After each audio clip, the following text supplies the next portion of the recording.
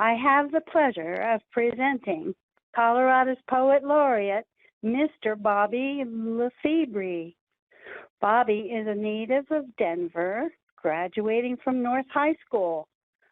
He was fed with learning from Metro State University, one of my alma maters, and the University of Denver. He grew to be an actor, writer, World Slam Poet champion, multi-hyphenated agent of provocation, and Latino cultural arts expert. He is an advisor to youth, promoter of literacy, as well as an extreme community organizer. I'm already exhausted. I don't know where this man gets his energy, but he is both the youngest and the first person of color appointed as Colorado's Poet Laureate. You can find him all over the place, all over the Denver area. You can find him on Instagram, where he posts original work. You can find his presentations on YouTube, and he has a website, bobbylefebre.com. The big question this evening is not where's Waldo, but where's our Poet Laureate? Bobby, we welcome you virtually to Longmont Public Library. Thank you. Thank you so much. I appreciate the introduction. I appreciate the invitation to be here with you all. I'm joining you from Oaxaca, Mexico right now. I'm in the beautiful city of Oaxaca, and glad to be here.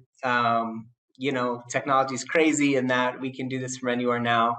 But I want to thank the organizers again for having me, for organizing this event. I'm really sorry that we couldn't hear our opener. I hope that we can figure out a way to you know, make that happen at some point in the future. But I'm always grateful, right? It's National Poetry Month, but I'm also just really, really grateful when arts and poetry in particular are centered and included in conversations about who we are and why. And this dialogue and conversation that I think generates from this work is really, really important. And I think it's pertinent to have artists and dreamers and philosophers and imaginers at the forefront of really contextualizing the human experience and what it is that we go through collectively to help design what our future might look like with a little bit more love and fight and care. Because we know that right now we're in the middle of crazy times. And as a poet, and in particular as Poet Laureate, I feel that there's a responsibility to utilize this language as a tool for social dialogue and really a weapon of sorts for social change. You know, we have been watching our nation grapple with a lot of things recently, things that are both old and new. And we're watching the nation put the disease of whiteness and white supremacy on trial like never before. And we're all having to sort of make a choice as to where we are with these things. I think there's some uncomfortable truths that we are still unpacking collectively, and I use poetry to exist in that space. So tonight I'm gonna, you know, read some poems and things like that for the next, I don't know, 35 minutes or so. And then, as was stated, we're gonna open it up at the end for the last 15 minutes for just some conversation. And so, yeah, I'm excited to be here. It's always great to be able to read poems, especially during National Poetry Month. And I just really, really appreciate the invitation. So I want to begin with this poem. I begin with this poem a lot, and it's sort of an invocation of sorts. The poem's called An Exercise in Ritual, and it really just speaks to the role that artists plays in society, right? I think throughout history, artists and cultural workers have been the ones who have helped us propel culture forward. So this is for anyone, the poets, you know, James Baldwin, you know, talked about how, you know, the artists, or he said actually the poets, and by poets he meant all artists, were the only ones who truly know about us. And I believe that. We gather here together in this sacred circle like we always have. Here around this fire that has always burned, the same fire that lives in our bellies and makes an inferno of our hearts. This spirit we summon, this beauty we conjure, this inventiveness we invoke. What is a vessel but a carrier of the coveted, a transmitter of quintessence, a conduit of culture? Come and meet us at the place where ritual is given a body, where ceremony is given a face, where our existence transfigures into a song we warble in unison. For he who sharpens his imagination is a visionary. She who gives shape to intuition is a prophet. They who hone mortality beseech the immortal. Look at what we are building together. We, the masons of reimagining, the architects of metamorphosis, the repositories of our collective consciousness. Blessed be the makers, the ones who set themselves ablaze willingly to warm the masses, the ones who traverse the unknown, giving life to the unseen. Join us as we turn ourselves inside out. Watch as we illuminate what kindles inside our bones, these places where we find and lose ourselves at the same time. These messages we devise with purpose, these aesthetics we mold from the supple clay of our minds. Join us at this holy place of abandon, these playgrounds of ingeniousness, these geneses of more inspired tomorrows. For who does not admire a flower unfolding? Who does not feel the warmth of the sun shining boldly upon their face? Whose feet do not move at the coaxing of the drum sound? Come and meet us at a new juncture where expression devoid of consciousness is merely decoration, where art is an insistent incubator for justice, where equity and access are an altar we decorate with the flowers of promise and purpose. For what is it to highlight the margins but an attempt to balance the scales? What is a raised fist but a war cry in the language of the purposely silenced? What is dissent but an innate aversion to the confines of the status quo? Art and culture is a communal land that does not know borders, a common language we are all born speaking fluently, a right that has been paraded around as a privilege for far too long. Come and help us rip the esoteric from the sky. Let our hands reach for the stars, grasp them, and share their tangible glow with anyone drawn to their light. And here, we will all shine and wander together. Here we will eradicate all of the man-made barriers we impose upon one another, this beautiful burden we carry, this responsibility tethered to our pens, paint, pirouettes, percussion, and performance, this work, this digging, these hands unearthing the truth, this joy, this beauty, this struggle, these songs, these testaments, these heirlooms, these markers of humanity that remind us that we are here, that we are alive, that we always have been, and that we always will be. Yeah, thank you. It's always cool. You feel the love through the Zoom call or whatever, and that's important, right? These things that we do to connect these days. So I want to also make sure that if you all have any questions, comments, concerns, please use the chat, ask questions and those things as we're going through the reading. At the end of the time of my reading, I would like to get into a conversation for the last 15 minutes, just to kind of see where you're at, what you thought. What the process was. I don't believe poetry should be a thing where we are, I'm just kind of talking at you for all this time and not allow any kind of conversation. So we'll get to that. Let's see, I, like you, hopefully, have been thinking a lot about justice and freedom and liberation lately, what it means, what those things are for, how it shows up in society and love and literature, in our hearts. How do we get there? What is justice? Is it a destination? Is it a process? Is it an imaginary place? Some days I'm not sure. This is on Justice and Us. There are sweet bells of justice ringing righteously in the distance. From where we stand, the sound is faint, but unmistakably beautiful. From where we stand, faith convinces us to listen to what we hunger to one day see. These recondite sounds, majestic as the Quetzal's coo. These recondite sounds, soothing as the lullaby the sunset sings as it slow dances across the horizon, and we run with hope and abandon in the direction of the chimes, traverse an American landscape that has made winners of some and bullseyes of others, traverse an American landscape that has been stolen, enslaved, and interred with bones and blood. Even still, we run feverishly toward the bells because on good days, we know the ideals that live where the music is: promise equality, promise prosperity, promise liberty and justice for all. Our hearts are compasses that point in the direction of freedom.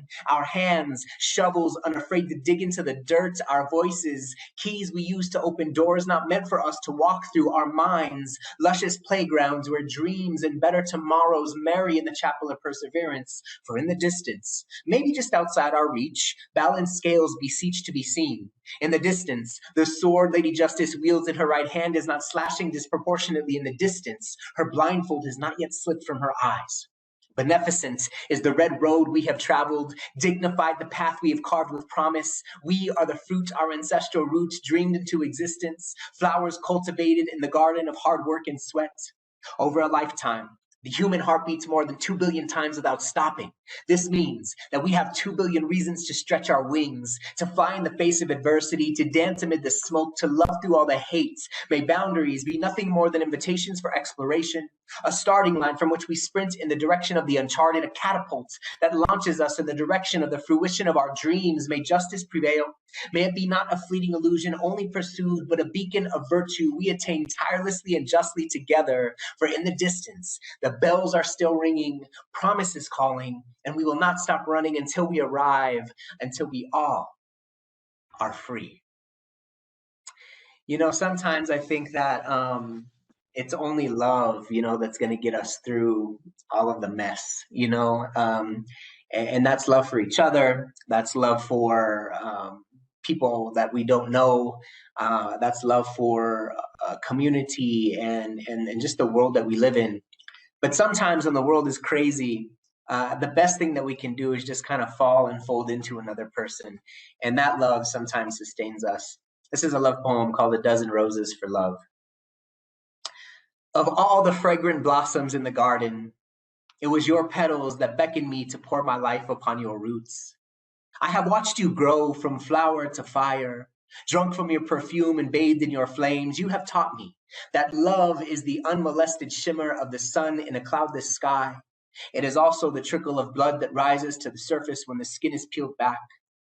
On days like these, we foolishly take note of the years we've revolved around one another. But universes are vast and immeasurable. Oceans are unending and too large to swallow whole. We, like them, are too infinite to recognize where we begin and where we end. One, I will not tell you I love you today, for love is too narrow a box to contain all that we are. Together, we are sky vast and star-filled, a mix of precious things visible and uncharted. We are light and darkness dancing upon the moon, our shadows, two hearts eternally tethered, two.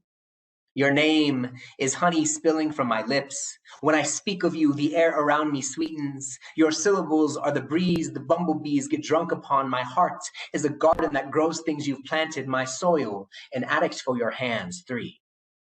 There are days when our love is veiled. Hours the rain falls so heavily it's impossible to see the sun. These are moments when our words are clumsy and unnecessary. The fires we've built inside one another survive the downpour. This is what it means to be inextinguishable, forever reciprocally woven into our bones. Four. It is not cliche for the poet to write poems like these. You know there are pages Bibles thick that bear your name. Sometimes these words are gifted to you on a Thursday, sometimes before bed or after breakfast, sometimes for no reason at all. Five. You have carved your initials into this wild heart of mine. Learn to swim in waters that would swallow others whole. Look at how I harvest these songs for you. This gunny sack full of fruit I hoist upon my back. These blessings I leave like offerings at your altar. Six. At night, when the sun rests and the crickets choir, lay your head upon my chest. Braid your fingers into mine and paint your dreams upon my ears. Tell me what the world has tried to make of you, then sing your resistance song. I will memorize this manifesto and call you by your chosen name. Seven. I am convinced that God lives inside the house of your laugh, this booming place of vitality that is contagious and pure. I do not pray often, but there are times you manifest the holy for me. I genuflect on days like this like a sinner in a confessional. Give me my penance and I shall serve. Eight. True love exists in the quietness of the valleys and the space between the peaks. I have kissed you atop the pyramids, held your hand while prancing upon the clouds, slice open the simple and watch everything spill. Nine. I see the way the moon looks at you at midnight, the way the silver weaves itself into your hair. Incandescence casts a devilish smile in your direction, stardust lingering like blush across your cheeks. When you tell the celestial you are mine, the sky abandons us both. 10. In the distance, the world is collapsing in on itself. Faith is a lost soul holding a gun to its head. The suffering outside is booming and wretched, but you are an island of chaotic peace, our love, a refuge we escape to, if only in our own minds. 11. I will not give you flowers today. I will not take the life away from something living to elicit a smile from you. Instead, I cut these roses from my being. Some pretty, others withered, all with thorns. This vase I place into your hands is filled with water and life. This gift of petals I throw at your feet. 12. We are but falling stars across the cosmos, flickers of life that slowly plummet to the grave. I will leave this world having felt the fire of another, given my blood and bones unselfishly. This is the pure sacrifice and reward that has ever been. So yeah, I'm working on a series of poems written in numbered parts. It's called Numbers for Days. And it's actually a series of social issues and that manifest as poems and sort of a talk through those things. This first poem I'm going to share is a poem that I wrote for Elijah McClain. 1. The violin is not a simple instrument. It is maple and spruce and more, 70 pieces, a body, a soul, a neck. 2. Elijah was not a simple man. He was black and kind and more, many pieces, a body, a soul, a neck. 3. Carotid holds compress the arteries in the neck, resulting in unconsciousness. 4. Research shows violinists have faster cognitive processing speeds than the average person. Maybe this is why in that moment, Elijah tried reason, why he tried humanity, why he tried compassion, why he tried love, why he tried apologizing. 5. Maybe Elijah was trying to string his words into a bow. Maybe he thought he could slide that bow across the F-holes of the pigs' ears. Maybe he believed their hearts were capable of resounding music. Maybe he thought for a second that the pigs would do their job and police the crime of their gross imaginations. As we continue to watch Black and Brown and Indigenous people be murdered by the police, we have to continue to ask ourselves what type of society we live in and whether or not that form of oversight, overseeing is working anymore, or if it ever worked, right? I would agree that it's never worked, right? We have to understand that the police were initially formed to do what they're still doing today, which is basically to keep Black people in order, right? And so when I talk about these things, when we say things like we need to abolish the police, which I believe, we have to think about what radically imagined futures look like that are devoid of these oppressive systems, these oppressive institutions that have no goal of becoming more than they are. This next poem is also in that same series. I'm sure you all saw last summer, there was a white woman in New York who was walking her dogs off leash as she was not supposed to. And a Black bird watcher kind of asked her to put her dog on the leash, and she freaked out, began to weaponize white supremacy, and this confrontation ensued. And so I wrote this for them, mostly for her and all the Karens in the world that kind of operate in that way, weaponizing their identities, because we know what happens when that occurs, right? Systemic privilege, the systemic privilege that white people are afforded in our society can be weaponized and used to hurt people, and that's exactly what could have happened here.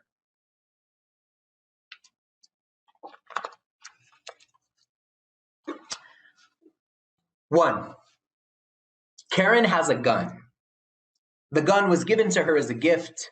Karen accepted the gift with a smile, the same smile her parents and grandparents wore. After all, the gift is an heirloom.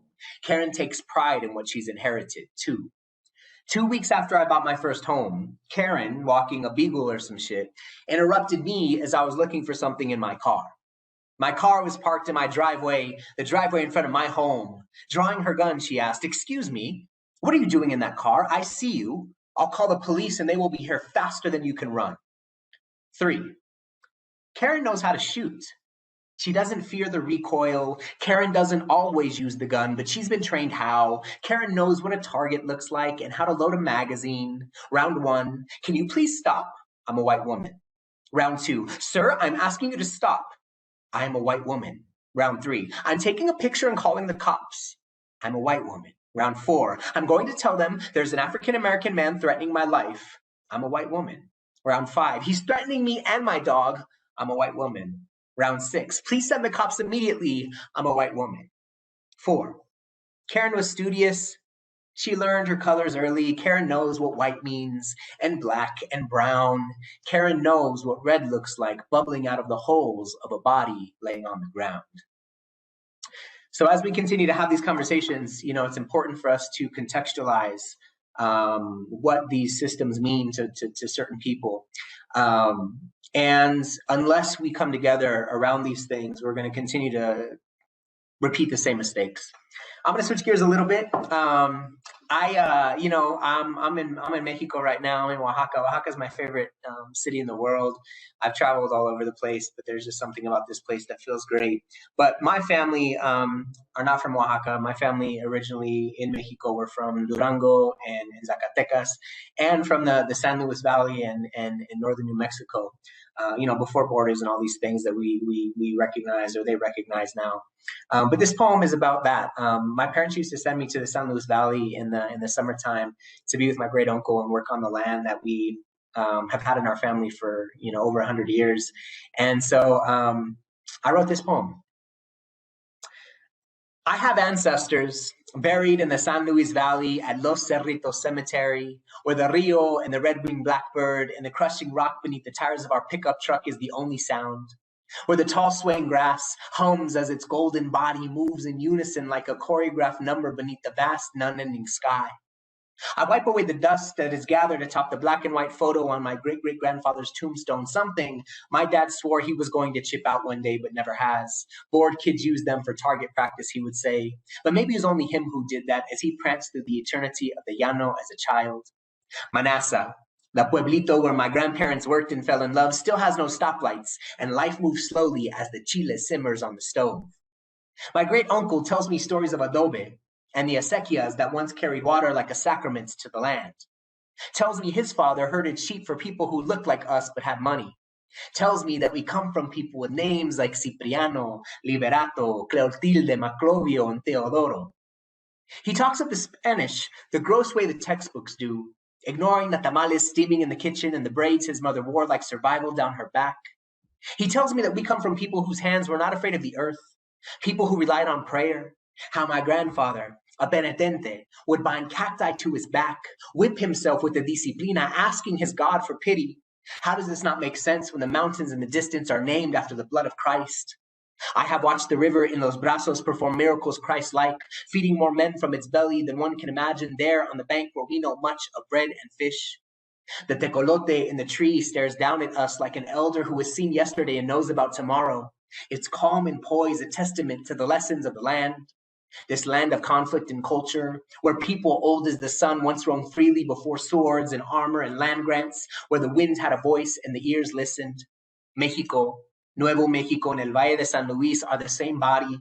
The migration back and forth before their imaginary lines is ancient, so when they ask us where we are from, in that tone, in that loaded way we know all too well, we simply point to the soil, to the earth, and say, right here. This nation, this country, or some people in this country suffer from this sort of collective amnesia around their cultural identities, right? We have to remember that unless folks are indigenous to this lands, their people too came from somewhere. And we have to unpack that, right? Because assimilation, acculturation has taught us that, and the construction and creation of whiteness has really taught us that folks who came from Europe, folks who came from other parts of the world, they too had cultures and traditions and things like that, but they gave up those individual identities to mold into the power structure that benefited them, right? So instead of maintaining language and all these things, and some of it was forced assimilation, that's happening now also. But one day I was reading the headlines about all this xenophobia in our world, in our communities, this fear of people coming from our southern border. And I wrote a poem called Instructions for Those Who Fear Immigrants and Refugees. Start by climbing your family tree. Traverse the beautiful branches, passing your parents and familiar relatives until you arrive at your ancestors. Take a moment to recognize your eyes in theirs, smile, embrace them, talk to them. Do not be alarmed that they speak a language different from yours. Teach your tongue, the linguistic amnesiac, their idiom. It used to be yours too. Share a traditional meal with them, maybe one lost to assimilation in the melting pot. When they pass the bread, take notice of the calluses on their hands, the way their tattered clothing seems to drape from their bones. As your foremother clears the table and your forefather moves to sit in his favorite chair, ask them how it felt crossing an ocean to reach the land of opportunity. Now descend from your family tree, and in your best broken Spanish, ask the same questions to the earth-colored man who cooks at your favorite restaurant, ask the woman who cleans toilets in your office building, ask the child crying in a cage. Ask them how it felt being forced to leave home to reach the land of opportunity. Chances are, their stories will sound a lot like the ones that are running through your veins. You know, I wrote this next poem. I travel to New Mexico a lot, sometimes to just go and get away. My grandmother was born in Taos, and I just love New Mexico. And I often go to the Santuario at Chimayo. It's this beautiful chapel, this little capilla, and it's such a beautiful spiritual place. And you know, I gave up Catholicism. I was raised Catholic. But I am no longer tied to that in any way. I call myself a cultural Catholic. I think the iconography is beautiful. I think the art and the spirit is beautiful. But I just don't believe in those colonial, you know, practices. And so anyway, even here in Oaxaca, right? Like there's a church on every corner, and they're all innate. Like they're beautiful. These ornate, gorgeous structures. But the one in Chimayo it's a traditional adobe church. Beautiful, you know, paintings on the altar. And I remember the last time I was there, I wrote this poem because two elders walked in and they started praying. And it was just the most beautiful thing to hear them, you know, praying in Spanish and the way it sounded bouncing off the walls. And I wrote this poem. The doors entering the Santuario at Chimayo are heavy and made of wood. Heavy and made of wood like a cross. A cross holding the crucified hangs upon the altar. The altar is intricately painted and is made of wood. Wood is also what the pews were carved from. In the pews, there is an elder clutching a crucifix. 59 beads rotating with purpose between pointer finger and thumb. The Lord's Prayer leaves his lips rhythmically in Spanish like a song. The echo of his baritone bounces off the thick, cold adobe. His eyes are sealed shut as if he's trying to see something, sealed shut as if he's trying to forget. Faith hangs like a beautiful paradox. The way it professes certainty without proof, the way it suggests flight without wings. I watch the fearing genuflect and braid their hands into willful submission.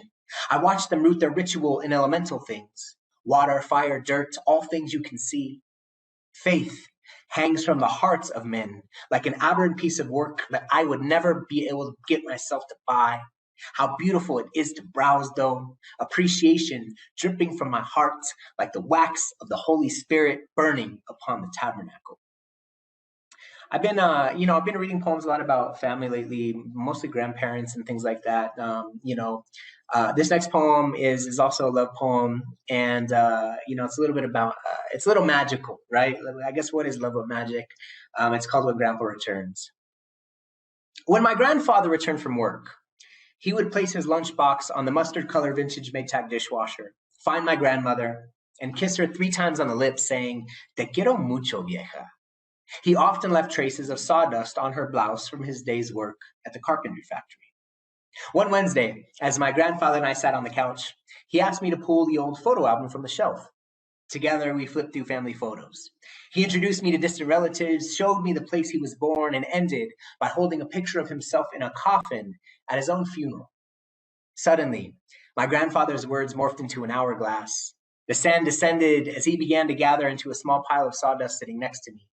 My grandmother came into the living room and asked, "Who gave you permission to look through the old photo book?" I told her Abuelo said it was okay. She looked at the pile of sawdust sitting next to me. Pausing for a long moment, wearing a mischievous smile, she said, "Fine. But you tell your grandpa whenever he returns, I am upset he came home without giving me my 3 kisses." Yeah, thank you. Thanks for the claps. I love it.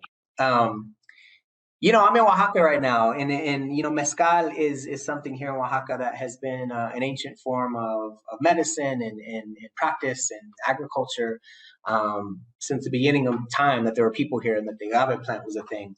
And I love mezcal. It's incredible to learn about how it's cultivated, how much care and time and passion these mezcaleros put into their work. So this next poem is about mezcal. I wrote this the last time I was in Oaxaca, it's about the spirit, it's about the plant, it's about the earth. Salud. I dig my fingers in fertile soil until mud paints my nail beds brown. The sun is high and the agave is growing. The piñas are baking slowly in the shade. Ollas de barro sit in surrender as flames dance beneath. Soon, the aguardiente will be ready.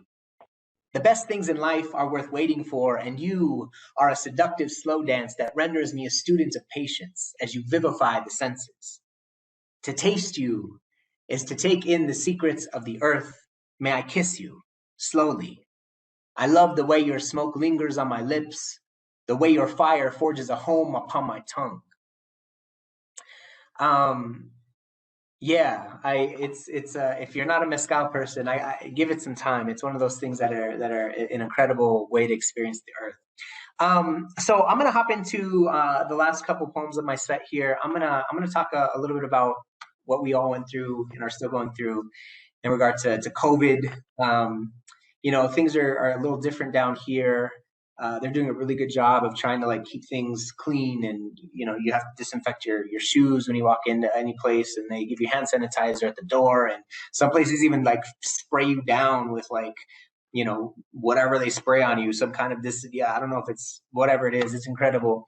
But it was a difficult year, right? It was a very strange year, and I started writing about the pandemic really early on, as soon as we started to understand what was happening. Because again, I think that's what poets do. I think poets really try to put all these things into a container to hold them so that we might be able to unpack them collectively together. And without that, there's just not enough dialogue, right? Like poetry is that way that we can translate some of those things and make sense of them and lean on it in times of uncertainty, in times of fear, in times of just complete and utter disbelief. So these last few poems are about all things COVID. This is the first poem I wrote, and it was really, really mid-March, maybe, as things were really starting to come in. And I think I wrote this maybe when Colorado had its first confirmed case. And then just contextualizing that with what was happening in Italy and other places where it kind of seemed to be moving very quickly. I wrote this. It's simply called COVID-19, because at the time I was like, that's what it is. The sirens are sounding. The screams are loud. The virus has packed its bags. World traveler without a passport. Borders are man-made. Walls cannot contain life on the move, but that's another story. Asian businesses were empty before streets. Racism. The toilet paper is gone. Panic begets panic. My 3 p.m. meeting is now a Zoom conference. Tom Hanks is raising his hand. Let's talk about the poor. 30 million uninsured. Ends meet public transportation to get there. Self-quarantine privilege paradox. Blue collars can't work remotely. Hourly wages side-eye the salaried. Go ahead and cancel school. Childcare is a killer too.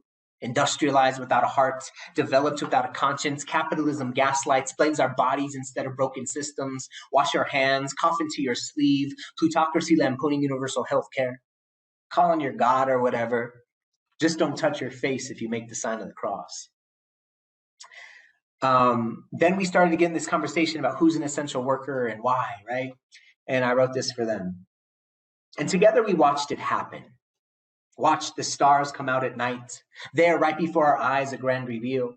And the stars, the people, they did what they always do. They got up, they packed their lunch, they clocked in, they delivered their bodies, they took orders, they didn't complain, they were grateful. They smiled, they cashed their checks, they paid their bills, they were broke again, they prayed, they stretched, they made miracles, they raised children, they dreamed in grocery stores and fields and janitors' closets and restaurants and shelters, classrooms, factories, banks, offices and warehouses, buses, trucks, trains, some in emergency rooms and clinics and morgues and mortuaries. They worked because rents, because food, because bills, because insurance, because integrity, because hearts, because someone has to make the money for those at the top who don't really make it themselves.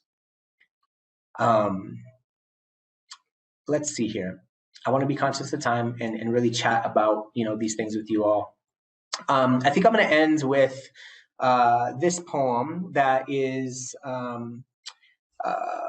it was a goodbye poem that I wrote actually in Oaxaca.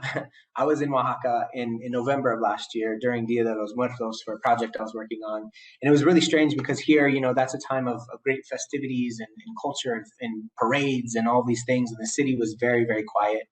And I just really needed to get rid of 2020. It was just a really difficult year. And I wrote a goodbye poem to 2020 that I'll share here. 2020. It is here I leave you, in this Campo Santo, en esta tierra sagrada, in the midnight of the maguey. It is here I leave you, where the calacas dance, and the guitarra cries, and a mockery is made of mortal things. It is here I leave you, standing atop the cobblestone, en mis manos una vela encendida, brazos llenos de flores. It is here I leave you, mezcal on my breath, agua bendita goteando de mis ojos, sonrisa en mi cara. It is here I leave you, dressed in all black, cempasúchil derramando de mi boca, oraciones convocando mañana. It is here I leave you, cantando esta despedida, ya no te buscaré donde ya no estás, quieto es la rabia dentro de mí. It is here I leave you, bajo el cielo infinito, todo tiene su momento, todo tiene su fin. It is here I leave you, where the altars are dressed and the papel picado sways, las estrellas nuestros testigos. It is here I leave you, hands converted to shovels, cavando esta tumba soon, grass will grow over the scar left in the earth.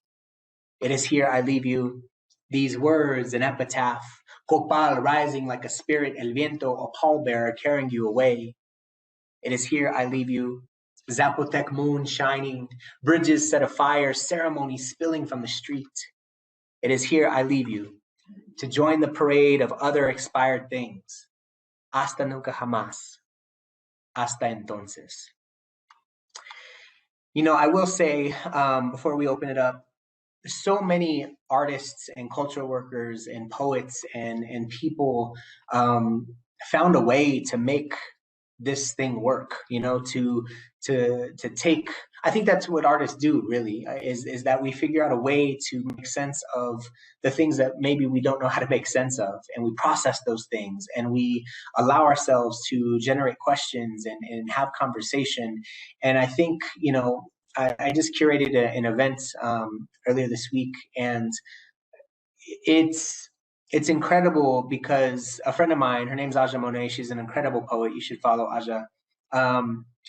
She said, artists don't necessarily create because we have all the answers, right? We create because we are obsessed with our questions. And I think in a lot of ways, that's all we as artists do, is we find a way to make sense of these questions that we that haunt us, that consume us from time to time, and so I'll leave it with that, because that's sort of my approach and my promise to folks. But I would love to just open it up. I don't know if there are questions. I can take a look at the chat, or if somebody wants to. Well, Deborah. Hey, Bobby, thank you for waking us up, sharpening our ears. Good. Exploding our brains. I know we do have a few questions, and there is one. I'll read from the chat. They ask, how do your poems arrive to you? How do your poems arrive to you? Such as discipline, revelation, observation, they speak, says the writer, and she says, thank you. They do. Yeah, thank you. I appreciate that. Yeah, they arrive in all of those ways. Sometimes it is something that triggers me that I see in the world or in news or any other kind of media. Sometimes it's a feeling or an emotion that pushes me into something. Sometimes it's all of those things that you listed, really. And I think that the goal is to capture those things as genuinely as you can, to recognize that those muses, if you will,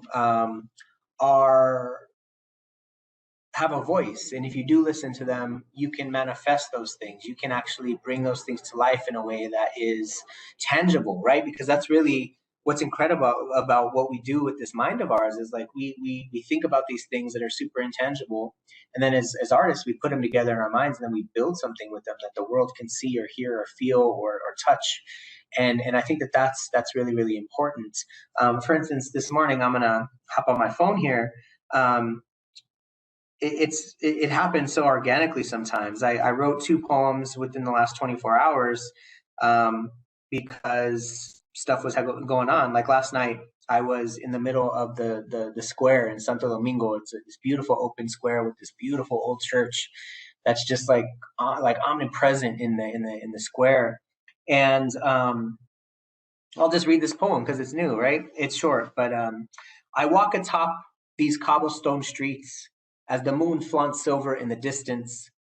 Don Senon's guitarra is crying. Santo Domingo is an artery filled with life. It is thrilling to exist in the quiet midnight where few know your name, to traverse the veins of the city like an apparition. The pretty girl with the caramel skin who pours my lightning smiles as she winks and asks me where I'm from. Lejos de aquí, I respond. There is a candle flickering in the distance. The flame shadow is striptease projecting upon the adobe. I press my lips to the jicara and taste the earth, and suddenly life sprouts from the depths of the soil and love blooms as the stars blush. Then this morning, because here in Mexico, the church decides to ring its bells at 6 or 6:30 in the morning. And, it is what it is. I'm an early bird, so it doesn't really bother me. But I was thinking about that, and I wrote a haiku this morning. 6 a.m. Thursday, the toll of the church bell rings, a murderous song. So inspiration comes and goes. And, I think a lot of writers, a lot of poets, they fear writer's block. But for me, I consider a poet being far more than just creating writing. It's about the way I see the world. It's the connections I make. So even if I don't write anything for a long period of time, it doesn't bother me. I know it'll come at some point and we'll be just fine. Thank you. That's a great answer and peek into the process for you, which seems to be just daily living, which is fabulous for a person to be able to accept and absorb and critique and create from whatever is going on right in front of you. Mm-hmm. I think it's a special gift, though. We can't all do that. Yeah, I will add, Joy Harjo, I got to spend time with the U.S. Poet Laureate a couple weeks ago. Maybe it was last week. Time, I can't even think about it. When I'm here, I lose all concept of time, which is great. But Joy says a lot that, poetry is a calling, that you feel compelled to this thing. And while anybody can do it for sure, absolutely, I believe that. And I hope that everyone does. There is a profound feeling when you can't escape it. It's something that I can't. There are days I wish I wasn't so overwhelmed with things I'm trying to make sense of. So it's a little bit of both. I think it could be exhausting to be a poet all the time. Joy Harjo, I've met Joy. She wrote, "Without poetry, we lose our way." We lose our way. She is a National Poet Laureate and has been, and she's Native American. Oklahoma is her homeland, and Santa Fe. I think she went to Indian school in Santa Fe. Her memoir is really something. So speaking of travel, I'll ask a question. So Susan Sontag famously said, "I haven't been everywhere, but it's on my list." Yeah. What places are at the top of your travel list besides Oaxaca, and why?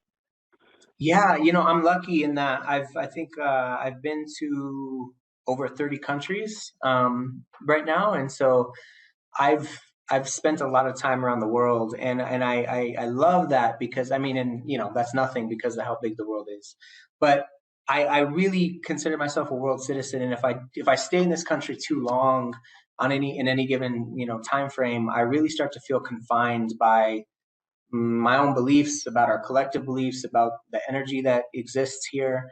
And so I try to leave the country as much as I can to just take in new things and to make myself uncomfortable and to be in new places and to build with people. And when I go though to these places, I try to connect with people who know people so that they can take me right to the culture. Like I don't want to waste time. I want you to take me to the poets, to the writers, to the art makers, to the people who have they're like a real feeling on the pulse. But I would say I really want to get to Ghana soon. I have a couple friends who have left the United States to live in Ghana, Black friends who have decided that this isn't for them, and they're doing incredible work out there in theater and in other things. So I want to get to Ghana and see some of my friends. I also want to get to New Zealand. I have another friend out in New Zealand. So most of it is like connecting with people again because we've been deprived of that for so long. But I really want to head there. Let's see, where else would I want to go? I would love to just like explore some little village somewhere in Italy or France and just be in Europe in some place that isn't traditionally a travel destination. I love getting lost in old places and existing there. And then lastly, somewhere near the water. I've been craving the water, and whether that's here or somewhere else, the water always calls me. Yeah. Yeah. Let's see if there's any more questions coming up in chat. And if not, I have another one. Yeah. So about travel, yes. Travel is also a source for poetry, and it widens your vision. But you have also said that a human needs to belong somewhere. And you definitely belong to Denver in Colorado. For that, we are very grateful. What do you see around here that needs fixing as far as our community? Yeah, I mean, go ahead. Was there a follow-up? Might be a hard question. I'm putting you on the spot a little bit because you got to tell us the truth. It's broad, but I can get there. So lots of things have to change, right? Like, we have to look at inequities and at all levels and figure out where they came from. Why is it that there's a wealth gap? Why is it that there's an education gap? Why is it that systems support some and exclude others? And so we really have to look at our structures. I mean, I'm kind of a dreamer in a lot of ways. I'm also more of a radical thinker in the ways that I see things, and I would love to see a complete overhaul of the way that we do society.